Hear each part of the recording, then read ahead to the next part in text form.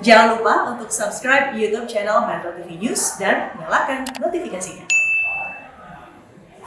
Pemirsa, Timnas Indonesia terus melaju di ajang Piala AFF 2020 setelah berhasil mengalahkan Malaysia 4-1 pada Minggu malam. Lalu apakah ada peluang atau kesempatan bagi Timnas untuk melaju ke final? Kita akan membahasnya dengan pengamat sepak bola Muhammad Rais Adnan. Selamat siang, Bung Rais, salam sehat. Selamat siang Eva, salam sehat juga. Ya, Bung, jika melihat pertandingan skuad Garuda dengan Malaysia ini terlihat bagaimana kekuatan mental dan stamina Timnas Indonesia. Lalu apalagi yang menjadi kekuatan Timnas Indonesia sebagai modal untuk melawan Singapura besok?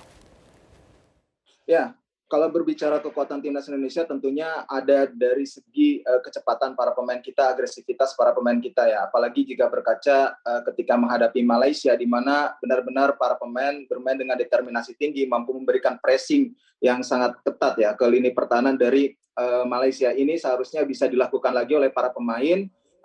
Kita ketahui bahwa memang peningkatan permainan ataupun grafik permainan dari para pemain timnas kita memang meningkat dari pertandingan pertama, kedua hingga ketiga dan terakhir ketika menghadapi Malaysia. Kalau boleh saya bilang, menurut saya ketika menghadapi Malaysia adalah penampilan terbaik timnas Indonesia selama pertandingan di fase grup Piala AFF tahun ini, Eva.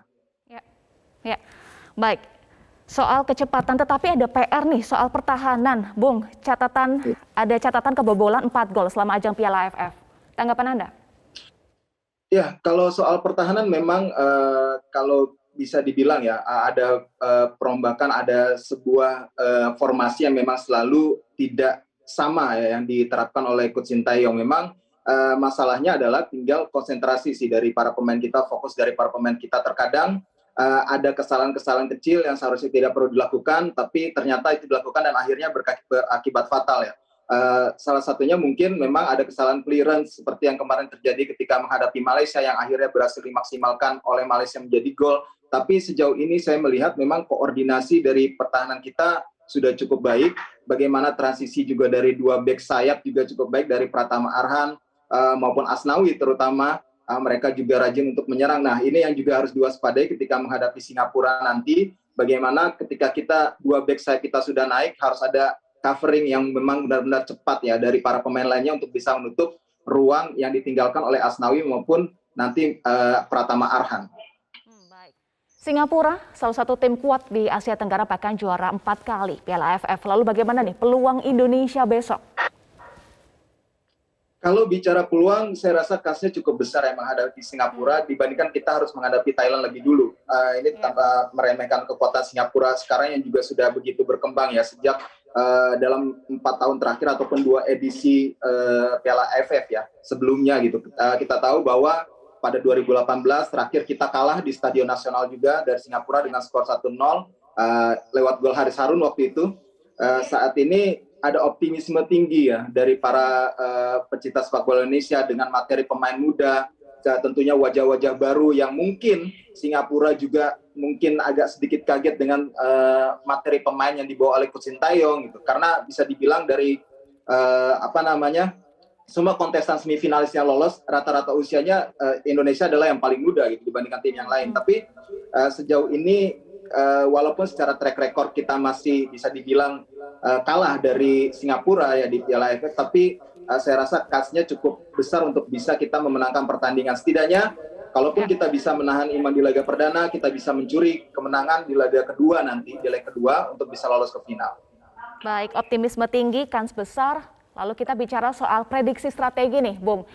Prediksi strategi yang akan diinstruksikan oleh pelatih Sintayong, kira-kira full defense seperti saat melawan Vietnam atau lebih mengutamakan daya gedor lini? Daya gedor lini serang ya saat melawan Malaysia. Prediksinya seperti apa? Ya, kalau saya lihat gaya permainan Singapura ini kan hampir mirip-mirip dengan Malaysia ya. Mereka punya organisasi permainan, organisasi tim yang sangat baik ya. Kalau masalah individu mungkin mereka merata. Kalau kita kan ada kelebihan dari individu ya, dari individual. Secara organisasi permainan tim memang tidak serapi Singapura ataupun Malaysia sebenarnya. Tapi yang saya lihat kita pastinya Coach Sintayong tampaknya akan menerapkan strategi yang hampir sama ketika menghadapi Malaysia. Bagaimana pressing ketat langsung dilakukan di sejak menit awal pertandingan, langsung bermainkan tempo tinggi untuk bisa memberikan tekanan ke lini pertahanan dari Singapura.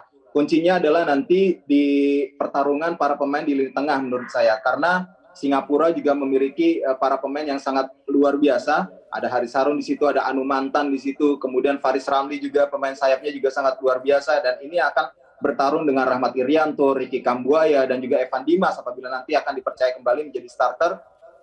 Kita tunggu kejutan lagi ya, apa yang akan diberikan oleh Coach Sintayong. Saya rasa akan ada kejutan lagi yang akan diberikan oleh Coach Sintayong pada pertandingan menghadapi Singapura nanti. Baik, tentu kita tunggu kejutannya dan kita doakan menang lawan Singapura. Tetapi kalau menang pun Indonesia masih harus menghadapi antara Vietnam atau Thailand. Musuh bebuyutan Indonesia juga nih, Bung. Nah, bagaimana peluang Indonesia meraih juara AFF untuk pertama kalinya nanti? Ya, kita berharap ya tren negatif kita yang hanya paling tertinggi itu 5 kali menjadi runner up gitu, itu bisa terpatahkan pada tahun ini. Tapi kita masuk final pun sebenarnya tahun ini sudah sebuah prestasi yang luar biasa sebenarnya. Melihat situasi sepak bola Indonesia dalam 2 tahun terakhir, kemudian sempat diganggu oleh situasi hanya 2 pemain dari setiap klub yang bisa dipanggil. Ini situasinya hampir sama dengan beberapa AFF sebelumnya gitu. Tapi kita melihat di sini ada optimisme yang sangat tinggi, tapi kita harapkan para pemain juga tidak cepat puas, apalagi ketika nanti masuk final, euforianya tidak terlalu berlebihan, karena kita sudah biasa nih masuk final. Gitu. Yang kita belum biasa adalah kita untuk menjadi juara. Jadi ketika belum juara, jangan sampai ada euforia berlebihan.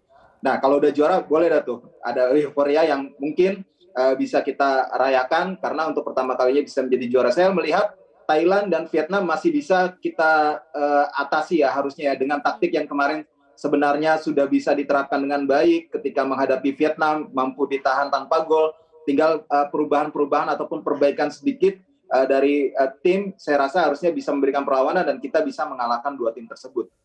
Amin, amin. Kita doakan bersama. Terima kasih pengamat sepak bola Muhammad Rais Adnan. Kita doakan Indonesia menjadi juara Piala AFF pertama kalinya ya, setelah 1996 belum pernah menang. Baik, terima kasih sudah bergabung bersama kami di Metro Siang. Salam sehat.